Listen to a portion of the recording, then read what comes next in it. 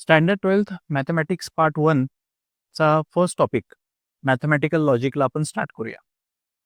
या टॉपिकमध्ये आपण mathematical statements लिहायचे कसे आणि ते स्टेटमेंट्स ट्रू आहेत का फॉल्स हे आपण चेक करणार आहोत.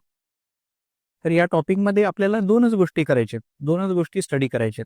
मॅथमॅटिकल स्टेटमेंट लिहायचं कसं आणि ते स्टेटमेंट्स ट्रू आहेत का फॉल्स हे आपल्याला चेक करायचे. हे असे जे मॅथमॅटिकल स्टेटमेंट्स असतात हे कम्प्युटर प्रोग्राम लिहिण्यासाठी यूज केले जातात. फॉर एक्झाम्पल, कुठल्याही वेबसाईट किंवा ॲपमध्ये तुम्हाला जर लॉग इन करायचं असेल तर लॉग इन करत असताना ते ॲप किंवा वेबसाईट तुम्हाला युजर नेम आणि पासवर्ड विचारतो. तुमचा युजर नेम आणि पासवर्ड जर करेक्ट असेल तर ते वेबसाईट किंवा ॲप तुम्हाला लॉग इन करण्याची परमिशन देणार. हे करण्यासाठी तो वेबसाईट किंवा ॲप मॅथमॅटिकल स्टेटमेंट्सचा यूज करत असतो. तर नेक्स्ट व्हिडिओमध्ये आपण बघूया हे मॅथमॅटिकल स्टेटमेंट्स लिहायचे कसे आणि मॅथमॅटिकल स्टेटमेंट्स म्हणजे काय आणि ते ट्रू आहेत का फॉल्स आहेत हे कसे चेक करायचे ते आपण नेक्स्ट पार्टमध्ये बघूया.